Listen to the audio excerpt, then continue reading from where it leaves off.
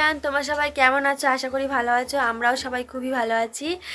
আর আজকে সবাই জানো আজকের কী দিন। আজকে 23শে জানুয়ারি, নেতাজি সুভাষচন্দ্রের জন্মদিন। আর আজকে আমাদের পাড়ায় বিশাল আনন্দ হচ্ছে। বাচ্চাদের তো বেশি মজা, কারণ সব জায়গায় পতাকা উত্তোলন হবে। আর ওরা বিস্কুট লজেন্স পাবে। আমরাও ছোটোবেলায় পেতাম, আমাদেরও খুব মজা হতো। আর আমার মনেও আছে, আমি আর ভাই যখন যেতাম, মানে ছোটো ছিলাম আর কি, তখন আমি আর ভাই যেতাম যেখানে মোটামুটি মানে আমাদের পাড়ায় যেখানে যেখানে পতাকা উত্তোলন হবে, সেখানে আমি আর আমার ভাই ছুটে ছুটে চলে যাব। গিয়ে এত করে এতগুলো করে লজেন্স আর বিস্কুট নিয়ে ঘরে ভর্তি করতাম। খুবই মজা লাগতো। তো সেরকমই এখানেও আমাদের পাড়ায়ও বাচ্চাগুলো সব হুলুস্থুল কাণ্ড বাঁধিয়ে দিয়েছে। তোমাদেরকে দেখাবো, চলো।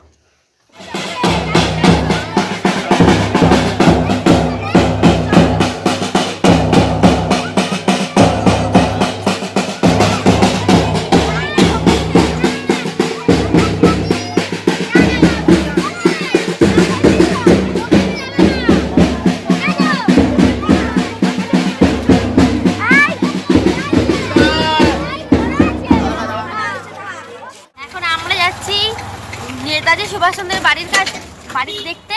চলো তোমাদেরকেও দেখাবো। আর যেতে যেতে একটা জিনিস দেখতে পেলাম, চলো দেখাবো।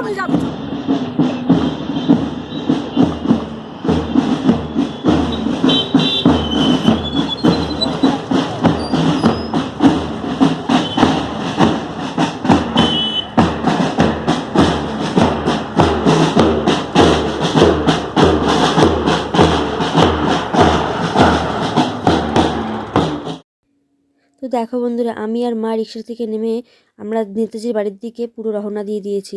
আর মা বাবুকে নিয়ে আগে আগে যাচ্ছে, আর আমি ভিডিও করতে করতে যাচ্ছি। আর আমরা যাচ্ছি আর ভাবছি যে বাবা এত লাইন কিসের, বুঝতেই পারি না যে এখানে এতটা লাইন পড়ে যাবে। যখন আমরা ছোট ছিলাম, স্কুলে পড়তাম, তখন স্কুল থেকে প্রত্যেক বছর আমাদেরকে এই নেতাজি সুভাষচন্দ্রের বাড়িতে আমাদেরকে নিয়ে আসতো, মানে প্যারেড করে করিয়ে। আর তখন আমরা ছোট ছিলাম, আর আমাদের স্কুল থেকে আমাদের এই নেতাজি সুভাষচন্দ্রের বাড়িটার দূরত্ব হচ্ছে 5 থেকে 7 মিনিটের। কিন্তু তখন আসতাম, আর প্রত্যেকটা স্কুল আসতো আমাদের এই নেতাজি সুভাষচন্দ্রের বাড়িতে, কিন্তু আদার্স লোকজন এত ভিড় করতো না, বা এতটা ভিড় হতো না। আর এখন দেখছি এতটা ভিড়, দেখে আমি তো অবাক হয়ে গেছি যে এতটা ভিড় এখানে হচ্ছে, যে লাইন দিতে হচ্ছে।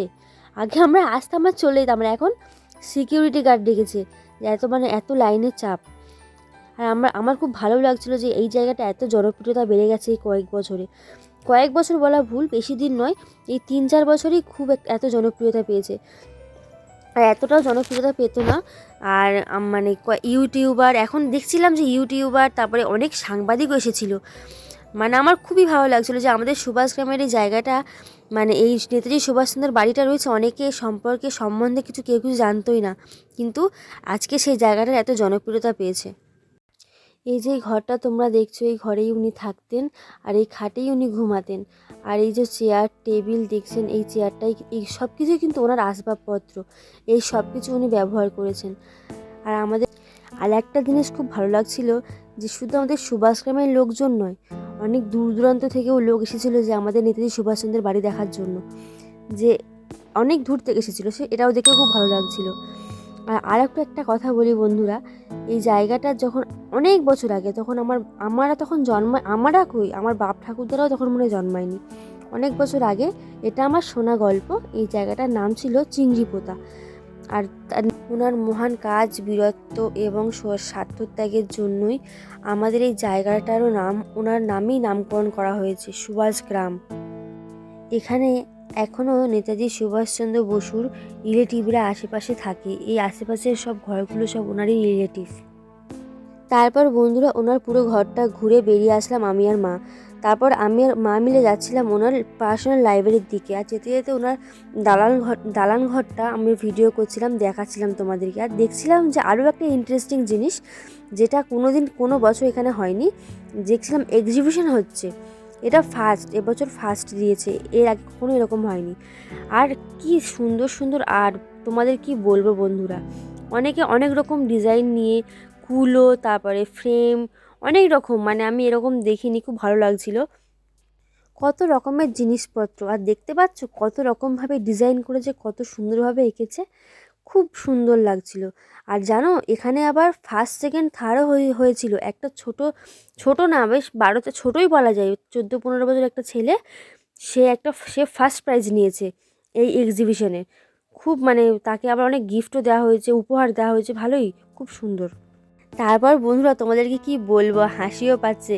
আমার মা জানো নেতাজি সুভাষচন্দ্রের পায়ের ফুল নিয়ে আমার বাবুর মাথায় শুধু বোলাচ্ছে নিয়ে আমার মা ওকে নিয়ে বেশি ব্যস্ত থাকে। তারপর ওকে প্রণাম করালো, ওকে নিয়ে ওখানে আমার মা কয়েকটা ফটো তুললো। আর আমার কিয়ান দেখো সবে ঘুম থেকে উঠেছে, মেজাজটা বড্ডই বিয়ারা, মানে খিটটা হয়ে আছে। তারপর আমি আর মা চলে গেলাম লাইব্রেরির দিকে। আর এখানে প্রোগ্রাম হচ্ছিল, তোমাদের আরও একটা ইন্টারেস্টিং জিনিস দেখাবো, এখানে কে এসেছিল তোমাদের সেটাও দেখাবো। তারপর আমি আর মা চলে গেলাম ওপরে লাইব্রেরির দিকে। আর ওখানকার সিঁড়িটা একটু বেশি খাড়াই হয়ে গেছে, উঠতে কষ্ট ছিল কিয়ানকে নিয়ে। একবার মা নেয়, একবার আমি নিই, এইভাবেই আমরা সিঁড়িতে অনেক কষ্ট করে উঠেছি।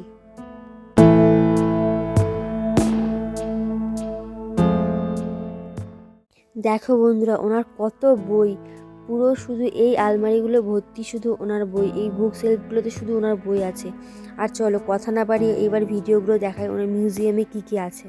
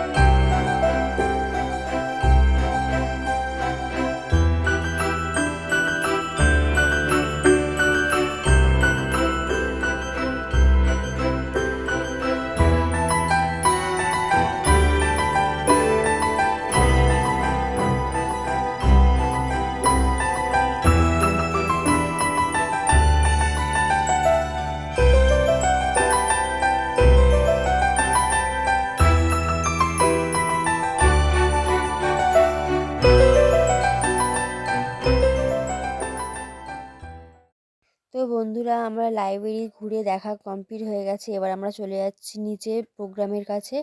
আর চলো ওখানে গিয়ে তো আরও একটা ইন্টারেস্টিং জিনিস তোমাদেরকে দেখাবো, যেটা আমি প্রথমে বুঝতেই পারিনি। আমি ভাবছি যে মানে প্রোগ্রাম হয়েছে, তারপর দেখছি যে না, এই তো লাভলি মিত্র। এখন উনি রাজপুর সোনারপুর পৌরসভার এমএলএ, আর আগে উনি সিরিয়াল করতো। আর আমি ওনার সামনে যাওয়ার আগেই দেখি না ওনার সামনে পুরো মিডিয়া মানে ভর্তি, ওনাকে ঘিরে শুধু ইন্টারভিউ নিচ্ছে। উনি উনি সবার সাথে ভালোভাবে সুন্দরভাবে কথাও বলছিল। আর ওনাকে এত কাছ থেকে দেখে আমার খুব ভালোও লাগছিল। আমি ভাবিনি যে ওনার সাথে এইভাবে দেখা হয়ে যাবে, আর আমার কোনো এক্সপেকটেশনও ছিল না। আর ওনার এত ভালো লাগছিল কি বলার, উনি খুব আস্তে আস্তে কথাও বলছিল। আর তারপর উনি গাড়িতে যখন উঠে যাচ্ছিলো তখন আমার কিয়ান কী করেছে জানো, আর ও গাড়ি দেখতে ভালোবাসে, ও একটা পুলিশটা ওনার গাড়িটা গার্ড করে আছে, ও পুলিশের জামা ধরে টানছিল পুলিশটাকে আদরও করে।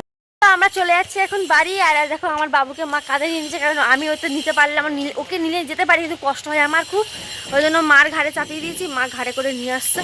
আর আমার মা আজকে আমার উপর খুব রেগে গেছে, বলেছে যেখানে যাবো তোকে নিয়ে যাবো না, যেখানে মনে হবে আমি একা একাই চলে যাবো, কারণ আমি দেরি করেছি ওই জন্য।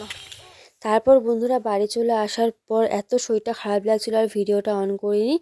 তো এখানে দেখো আমি চলে আসি সন্ধেবেলা, বাবুকে ঘুম পাড়িয়ে রেখে আমাদের এখানে 23শে জানুয়ারি উপলক্ষে প্রোগ্রাম হচ্ছিলো, সেখানে গেছিলাম। দেখছিলাম ছোটো ছোটো বাচ্চারা খুব সুন্দর প্রোগ্রামটা করছিল, নাচছিল, ভালো লাগছিলো দেখতে।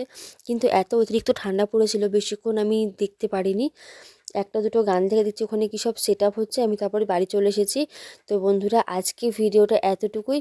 তোমরাও দেখে বলো যে আমাদের এখানে প্রোগ্রাম, আমাদের নেতাজি সুভাষচন্দ্র বাড়ি কেমন লাগলো।